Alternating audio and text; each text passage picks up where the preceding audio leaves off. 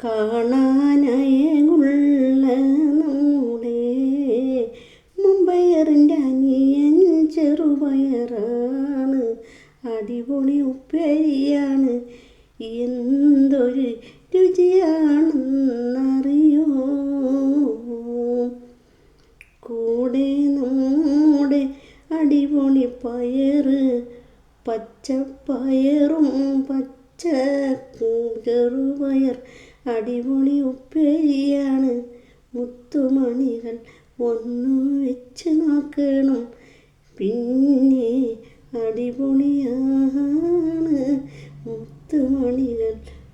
അമ്പയറിൻ്റെ അനിയൻ ചെറുപയറിനെ നിങ്ങൾ ഉപ്പേരി വെച്ചിടൂ. കൂട്ടിയാലും മടുക്കാത്ത രുചിയാണ് മുത്തുമണി.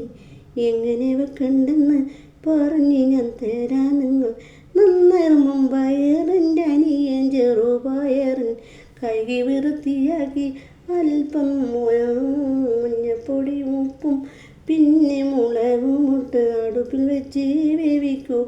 അതിനുശേഷം പയറിട്ട് കൊടുത്തിട്ട് ഒരു വിസിൽ വരുമ്പോൾ അല്ലെങ്കിൽ വേവിച്ച് ഇറക്കി വെച്ച് ഉള്ളി എന്ന ഉള്ളിനെയും പിന്നെ കടുകും കറിവേപ്പിലയും ഇട്ട് കൊടുത്തങ്ങ് മൂപ്പിച്ച് പിന്നെ അല്പം ഉണക്കമുളകും പൊടി ചേർത്ത് ഇതിൽ മിക്സാക്കി അങ്ങനെ അടിപൊളിയാക്കും.